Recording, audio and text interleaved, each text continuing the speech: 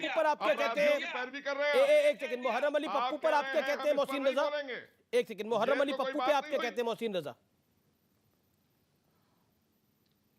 मैंने कहा कि ये इनके ऊपर 80, 82, 85 केसेस हैं, जिसको लेकर खुद वो अपने पेपर लेकर इधर उधर सबके पास गए, वकीलों के पास उनके लोग गए, जैसा अभी त्यागी जी बता रहे हैं। नहीं, इसका मतलब ये झूठ बोल रहे हैं। जो मेरे पास जानकारी है, केस अभी जारी है, केस इन पर चल रहा है। ये सवाल समाजवादी पार्टी इसका जवाब दे। ओके, मुहर्रम अली पप्पू, मुहर्रम अली पप्पू जवाब, इसका जवाब दे देता हूं। मुहर्रम अली पप्पू जवाब, इसको देखेंगे, ये देश का। मुहर्रम अली पप्पू जवाब।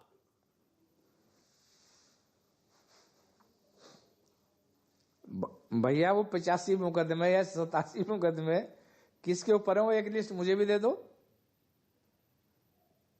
या आपने मैं आपको कहने लगूं कि मोहसिन भाई पे या आप पे 100 मुकदमे हैं तो वो हो जाएंगे क्या?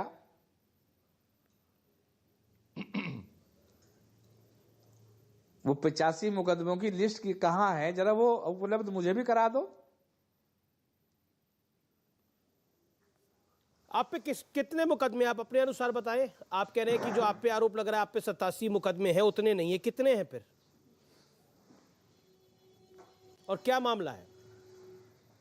हमारे पास तो कोर्ट से बरी नहीं हुए अभी आप? जो उस वक्त मुकदमे लिखे गए थे वो 10 थे। नहीं बरी हो गया, मैंने आपको दिखला दो जी लिस्ट। कोर्ट जो ने 5-4 मुकदमे अभी जिसमें कोर्ट में बयान भी हो चुके, ये कोर्ट के अंदर बयान हो चुके जी, तो अब 2-4 शिवम त्यागी कोरोना की वजह से अदालतें बंद हैं, अदालत खुलेगी तो वो भी खत्म हो जाएंगे।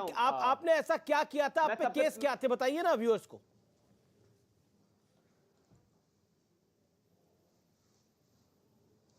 मैंने जी, आपने ऐसा क्या किया था? आप पे 10 केस हुए थे, क्या आरोप था आप पे?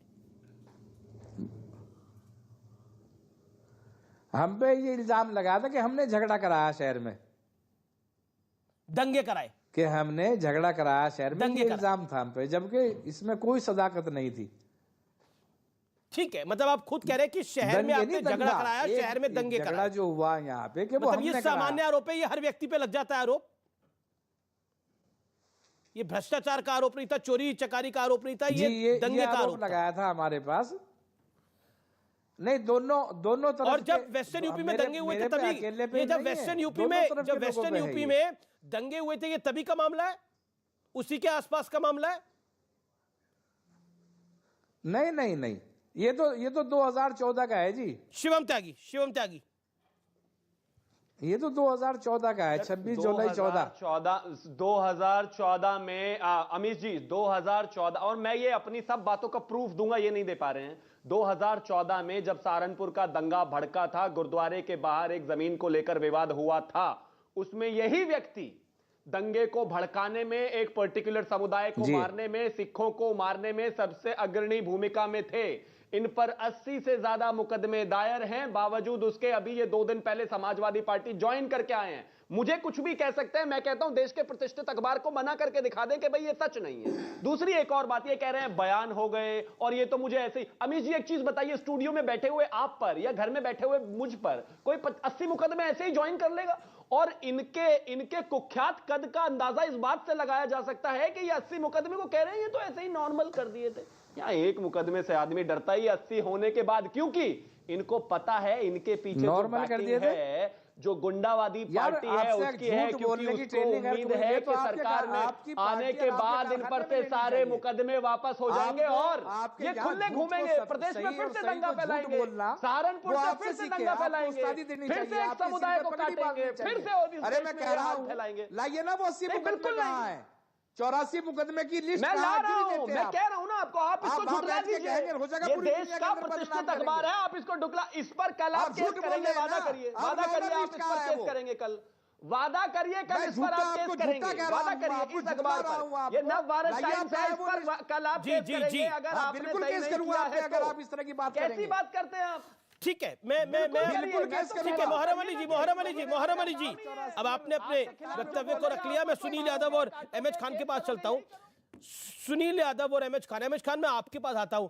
समाजवादी पार्टी तो लड़ाई में दिख रही है, सपा कह रही है हम तो लड़ाई में दिख रहे हैं और हम बीजेपी से लड़ रहे हैं, लेकिन बीएसपी तो लड़ती हुई भी नहीं दिख रही है।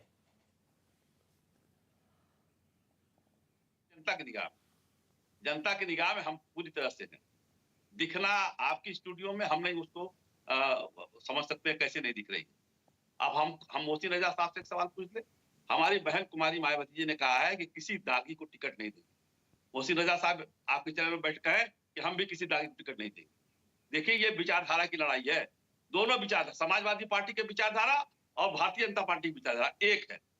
ये क्या कह रहे हैं? सुनील यादव जवाब, सुनील यादव जवाब, एमएच खान की बात का जवाब। आपकी और भाजपा की विचारधारा एक है। सुनिएगा, पूरी बात सुनिएगा।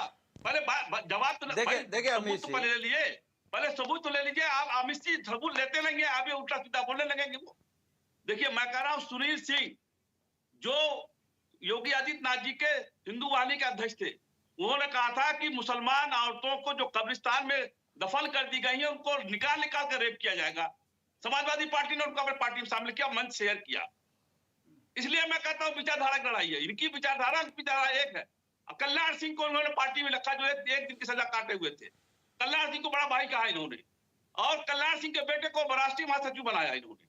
और किसको कहेंगे आप? साक्षी महाराज देखिए, जो कह रहे थे कि बाबरी मस्जिद की ईंट लाके बाद लैट्रिन में लगाई हमने, उनको उन्होंने राजसभा भेजने का काम किया।